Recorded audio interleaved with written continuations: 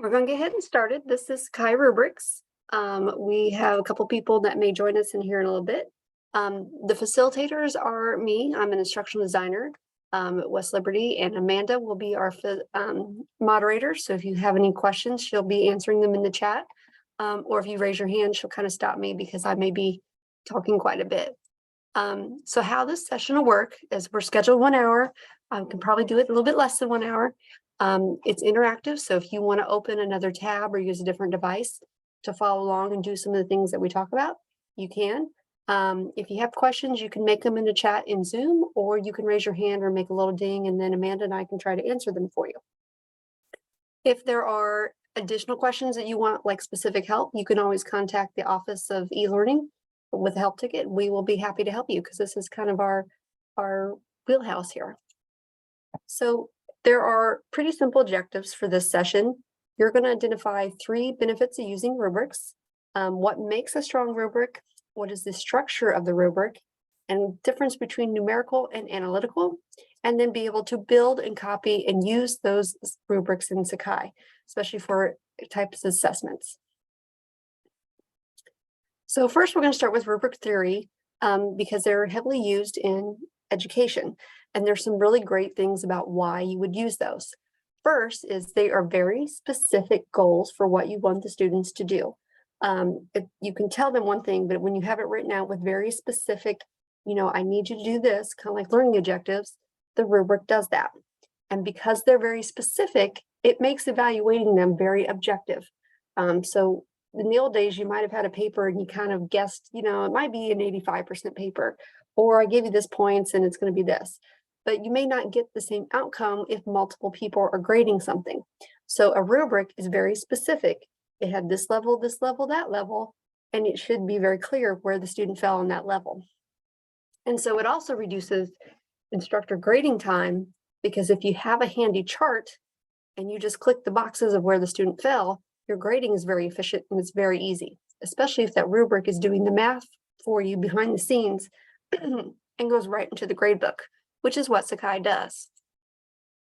So a strong rubric has very clear adjectives. And so those start with verbs that are very specific. You're mostly writing them to your course level objectives or your module level objectives of what you want the student to do at the end of this assessment. What is it that you want them to do? And it's very, very clear. If you have a rubric, a student should be able to grade themselves before they turn in an activity to you, because a rubric should be very standard and very clear, and it should be objective.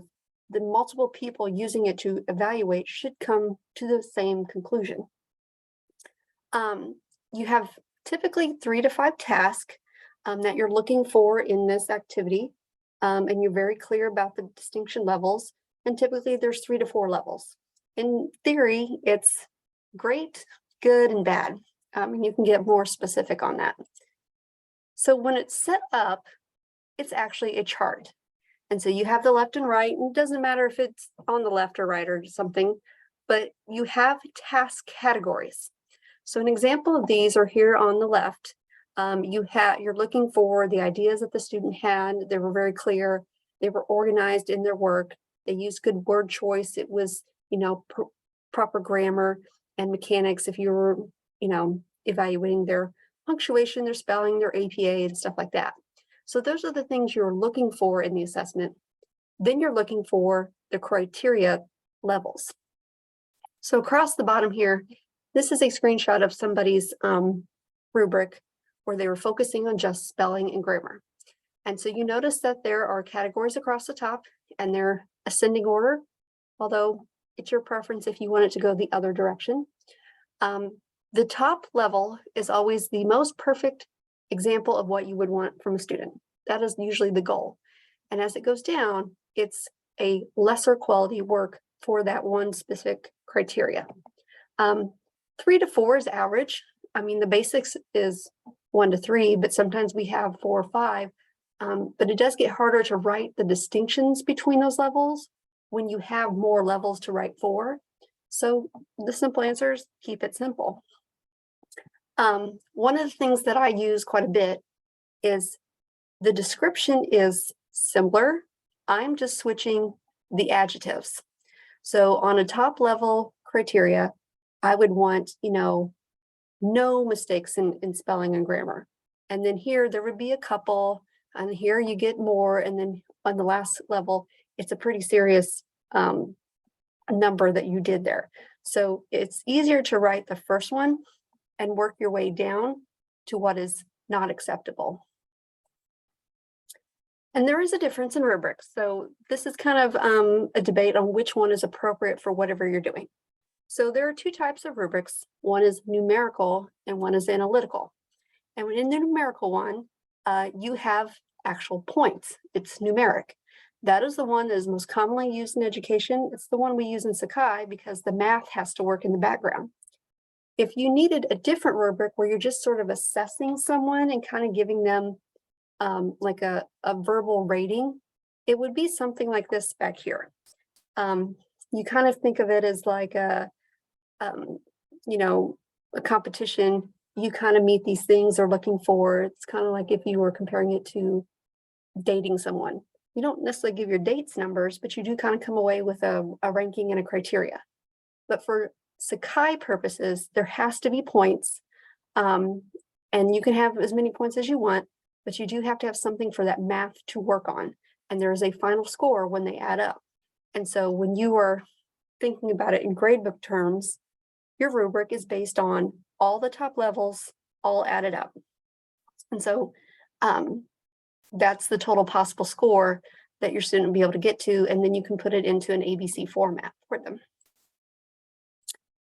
When you decide on how many points, this is also something that's kind of debatable, but then just keep it simple. You have something at the very bottom that's totally unacceptable, give it a 0.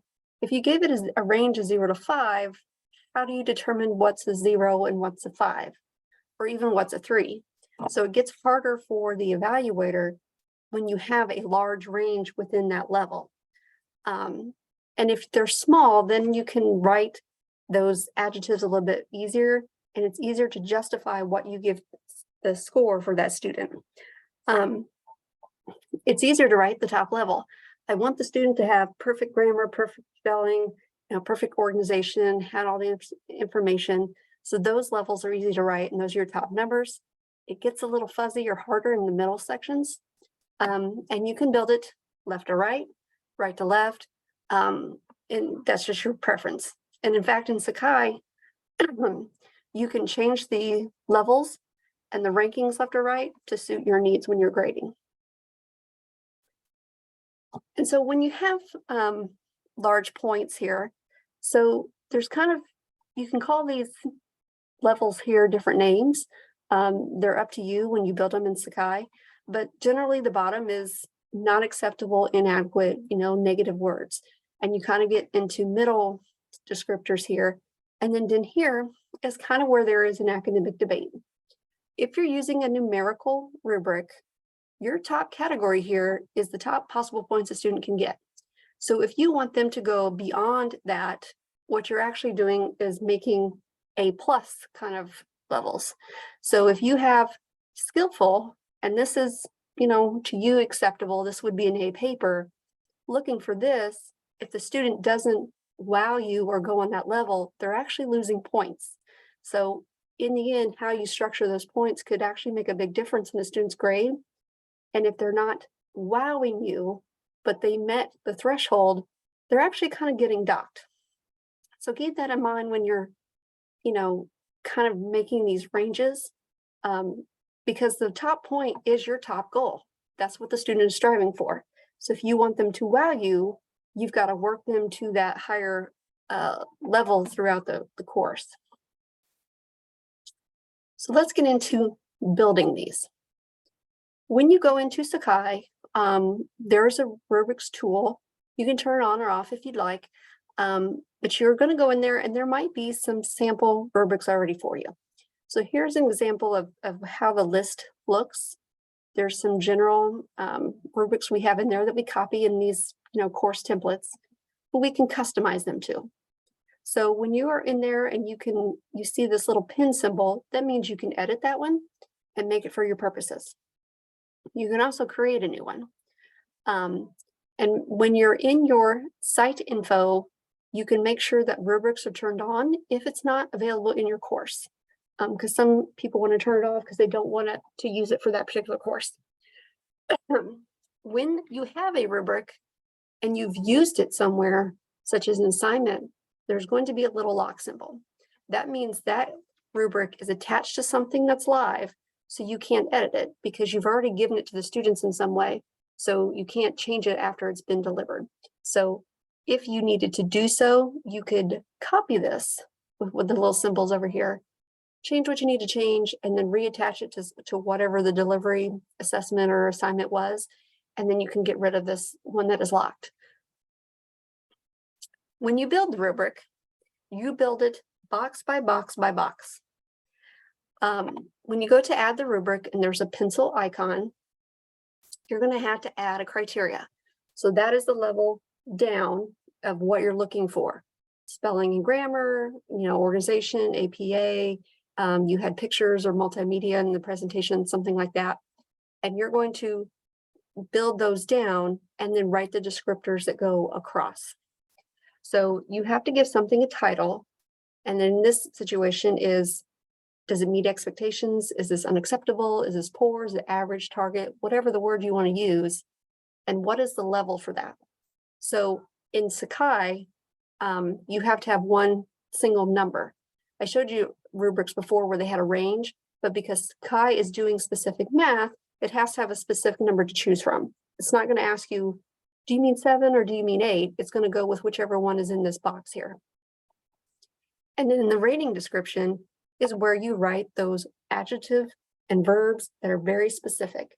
If it is meeting expectations, say you gave it 10 points, you would have very clear words of what 10 points means to you at that level. And if you are keeping these very clear and these points pretty consistently close together, it's easier for you to justify a score when you're grading a student.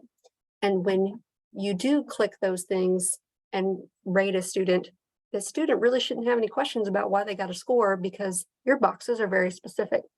If you didn't have, all the APA right, that's where you lost points. That's where you would need to edit to get a better score. Now you can copy rubrics, and this is really great because some people have created a lot of rubrics in Sakai. You don't have to reinvent the wheel. In the rubrics tool, when you go to the rubrics that are kind of in your class, at the bottom, there's a bunch of rubrics and a growing number of people who've shared rubrics in the institution. They're not evaluated anyway, so kind of pick and choose what you think is right, but you can also take them and edit them and make them for what your purpose need. So if you go down to the shared rubrics and you see this double paper icon, you can make a copy and it will copy one up into your rubric section for you to edit. If you make a really good rubric and you want to share, and please do, you can click on your rubric and have the arrow and a little eyeball, and you can make it visible to other people in the institution. So typically we do have some departments that will make standard rubrics and they want everybody in that program to use it, such as the master's program in education. So forums, annotations, stuff like that is pretty consistent. They can share rubrics and copy them into all the sections of Sakai. So that's a very easy tool to use. So when you are copying, anyone can share the rubric, but also no one is managing the rubric. So you can share that may not be good, and other people can also share what may or may not be good. You can take and edit them, but here's kind of where things may be helpful to others versus not being so helpful. In this section here, there's a lot of description here and points, but there's not really telling them what was necessarily why they lost points. So in a rubric like this, well, were they not thoughtful? Were they not supportive? Were they not appropriate for their audience? There's like too many things in there to evaluate that it's harder for the student to know what did they do wrong. So if you give them more specific stuff, like so for down here, the posts were long, unorganized, or something. But the target one was they're clear, they're concise, everything matched. It's very much clear. So if you're thinking about using rubrics as a way of feedback to the student. The more you can front load means less work for you on making custom comments in the end. So let's grade with them. You build all these rubrics, you want to use them. Now you need to attach them to something in Sakai. So there are 3 tools that you can put rubrics to. One of them is assignments. When you create an assignment and you get down to the grading part at the bottom, you want to grade this assignment and you'll have this option to use a rubric or not. If you've already built rubrics in your course, you can just use them right here and choose the one you have. This will be a drop-down box. If you have a lot of rubrics and you forget what that one specifically was, there is a preview button and it'll open a little pop-up window so you can see what that specific rubric was. And you can even adjust things from them if you needed to for a particular student. So these are creating a holder for the assignment. There's obviously going to be points that are, the math is going to work, and you definitely want your rubric to match your points.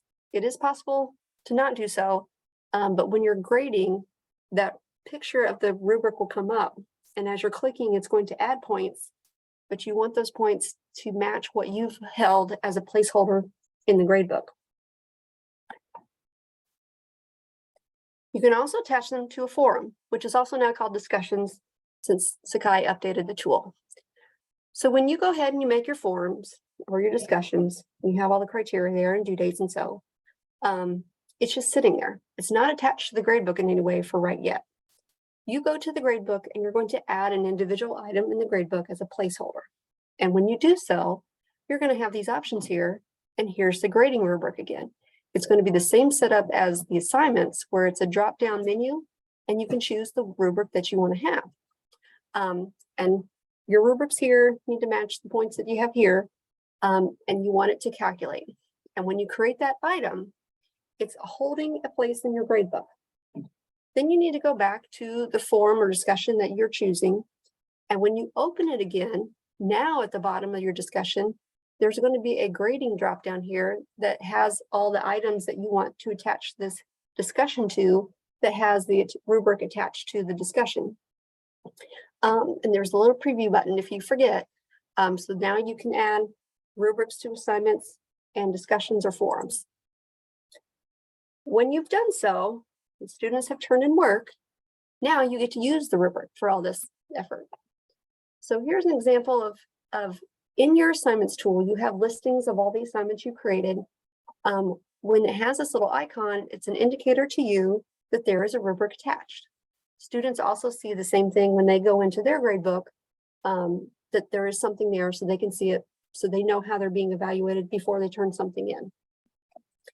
In this instance, when you have an assignment and you have a rubric, there's another tab here.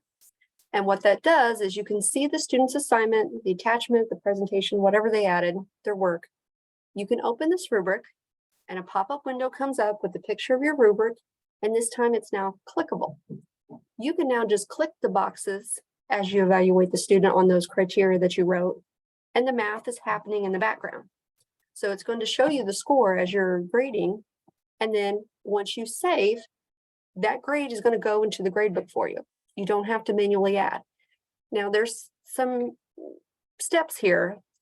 You could grade all the students' work and not release the grades until you're done, which is up to you. But one of the benefits of doing so is you can kind of grade everything and go back and make sure you are consistent in grading and fair to all the students before you release all the grades, rather than having to pull them back because you made a mistake. So I do kind of highly suggest to do that, just as a practice for everything.